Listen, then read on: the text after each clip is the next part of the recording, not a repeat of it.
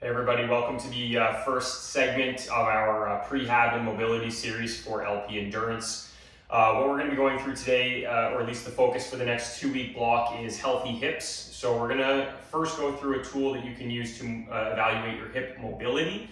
And then we're going to go through a series of 4 exercises I really like pre-endurance to get your muscles of your hips really active and ready to perform well. So the first thing we're going to go through is a sideline controlled articular rotation of the hip, also known as a CAR, controlled articular rotation. You can do these standing or in a quadruped position, but I really like the sideline position to start because it gives you a little bit more control over your range of motion. And like I said, this is a test you're going to use to evaluate your mobility. So this isn't necessarily something we're going to use to improve mobility so much as it is a litmus test for you to identify any areas that you need to work on, okay? So we're going to just get in a sideline position, hands clasped out in front, both legs straight out and down. The general movement is going to involve hip flexion, external rotation, internal rotation, and extension, and then back to the starting point. But it's going to go much slower than that because we really want to stress the end range movement here. So this is the speed to which we're going to go with here, okay? Ready? And go. Up into that hip flexion. Reach your end point. Open up into external rotation. Don't arch through your back. Try to keep your core engaged. We're going to try to drive heel up to the ceiling into internal rotation. And now we're going to bring the leg down behind us into extension. Now we're going to do the exact opposite, okay? So we're going to, again, from an extended position, internally rotate up, open that hip up into external rotation, back down to flexion, and all the way straight back down. That is roughly the speed you want to go with on one of these hip controlled articular rotations. So for myself here, I'm bringing my hip up, and range, feeling some tension in the front of my hip and the hip flexors, coming up into external rotation, really opening up that hip, all feels good. And then as I dive into internal rotation, this is a challenging position for my hip. I'm getting a little bit of pinching, but nothing too crazy. And I'm going to keep it going as I bring all the way back into extended position. We're going to kick back into extension, up in that internally rotated position as much as you can. Open that hip back up and around into flexion and back down again. I'm not sure if the camera's picking up the breath or not, but you should be breathing pretty heavy by the end of a few reps of this because you should be engaging your muscles quite a lot to get you through that range of motion. Again, really important points here are go slow, keep your core braced, and try not to wiggle or arch too much through your lower back. A little bit is okay, but try to keep it as minimal as possible. And then you're going to perform that on both sides. You're going to go for anywhere 3 to 5 rotations front and back per side, okay? That's our mobility test to see how well your hip's moving. Make note of any positions that cause any discomfort or that feel stuck or sticky or limited to you, and we can work on that further to improve those positions. Okay, so now we're going to jump into 4 exercises, activation drills, if you will, that I really like to do pre-endurance, whether that's biking or running. So we're going to have the glute bridge, the sideline leg lift. We're going to have our static dead bug, and then we're going to go into a single leg deadlift. None of these require weights. If you choose to add weight to like the single leg deadlift or a resistance loop around your ankles for the sideline leg lift, that's okay. But that being said, it's not required. This is more just about priming your muscles for the pain that you're about to go through on the bike or on the run. So first things first, a good old-fashioned glute bridge. I really like the feet flat on the floor here. Some people drive through the heels, but you're not going to run like that and you're not going to bike like that. So I try to keep the feet nice and flat. You're just going to lay all the way back, Try to bring those heels towards your fingers. Good, comfortable position. Shoulders down and back. And we are going to first brace the core. That's automatically going to put the lower back into a much better position. And then we're going to squeeze the glutes, slowly lift, hold, and then lower back down.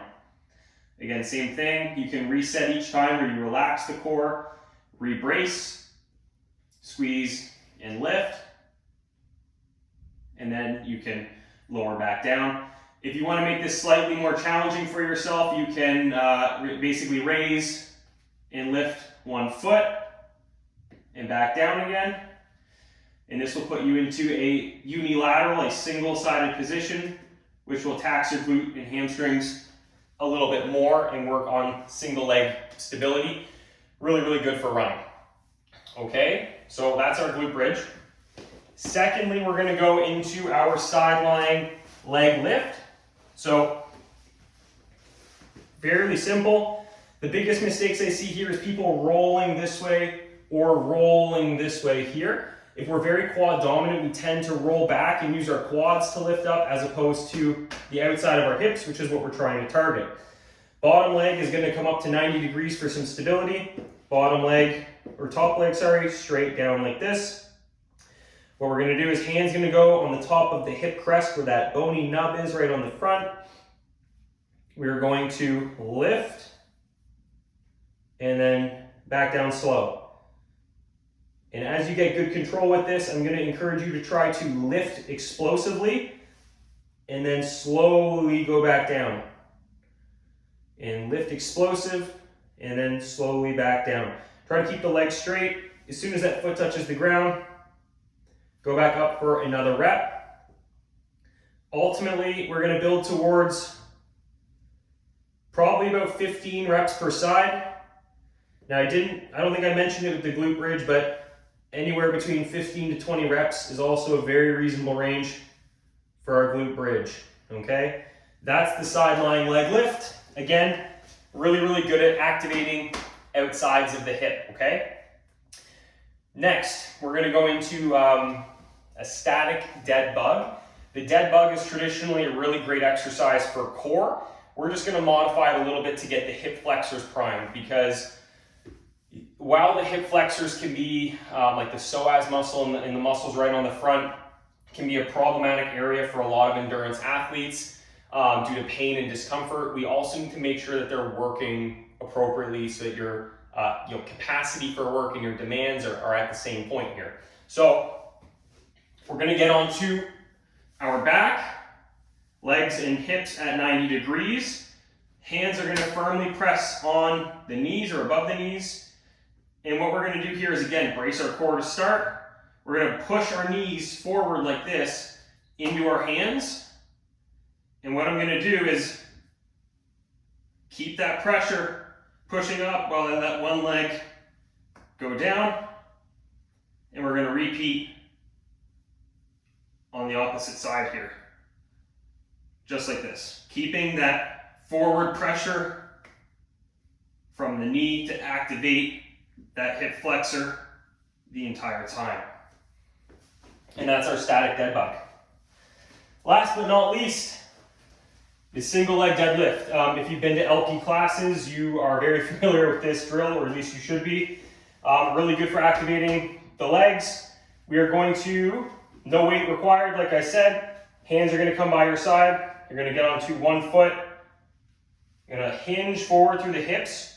So you're going to notice I have a soft bend in my knee. I'm not perfectly straight, but I'm not bending through the knee. So I have a soft bend in the knee, back leg straight. Coming on down. I do not need to touch the ground. I'm just going to go to where I feel my hamstrings load up with some tension and quick back up. Again, back down. Pushing through the center of my foot and back up again.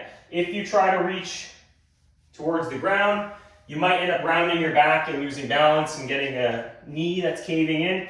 So like I said, when you're going for this exercise, just until you feel some tension build up in your hamstrings and your glutes, and then squeeze it back up again. So we've gone through one thing to assess your mobility, and then 4 drills to actually activate the hips and the lower limb before endurance. If you want to throw these in on your strength days as well as a bit of a warm-up routine, totally fine. We'll work on this for the next 2 weeks, and then we're going to dive in further down the lower limb to get into knee and foot and ankle, which are also incredibly important. So give these a try.